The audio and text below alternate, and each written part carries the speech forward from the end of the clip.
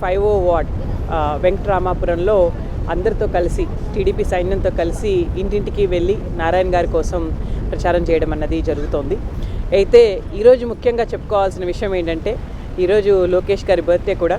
So మీరు చూస్తున్నారు అందరూ ఎంత ఆహ్లాదంగా ఎంత సంతోషంగా సెలబ్రేట్ చేసుకుంటున్నారు.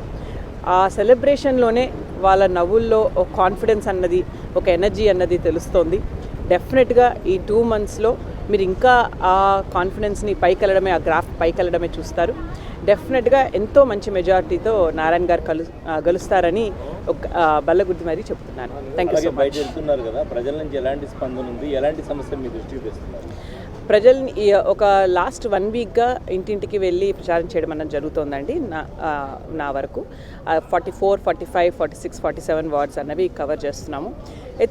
అయితే ఇంటింటికి వెళ్ళినప్పుడు వాళ్ళు చెప్తున్న మెయిన్ సమస్యలు ఏంటంటే టీడీపీ ఉన్న టైంలో ఏ వర్క్స్ అయితే స్టార్ట్ చేశారో అవి కంప్లీషన్ అన్నవి చాలా చోట్ల జరగలేదు.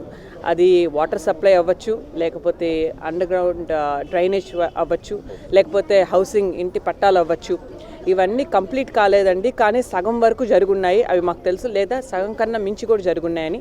కాబట్టి ఎప్పుడెప్పుడు టీడీపీ మళ్ళీ తిరిగి వస్తుందా, ఈ వర్క్స్ కంప్లీట్ అవుతాయి అండ్ మేమందరము ఒక మంచి లివింగ్ కండిషన్స్లో ఉండగలము, అట్లాగే మా కిడ్స్కి కూడా మంచి ఫ్యూచర్ ఇవ్వగలమని అందరూ వ్యక్తం చేస్తున్నారు.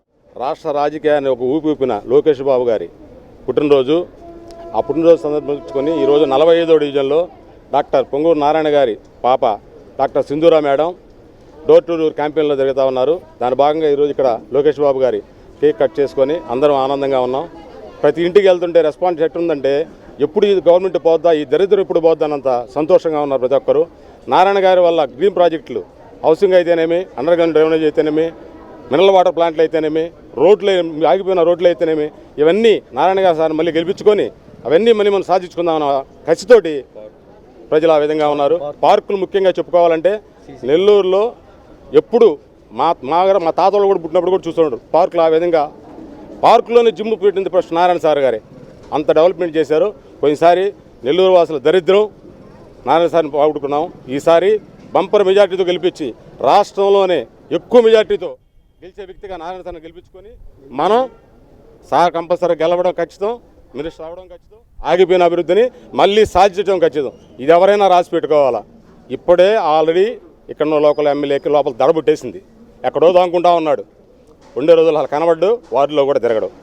ఇది జిందాబాద్ తెలుగుదేశం పార్టీ, జిందాబాద్ తెలుగుదేశం పార్టీ, జిందాబాద్ తెలుగుదేశం పార్టీ, నారాయణ సార్ గారి నాయకత్వం.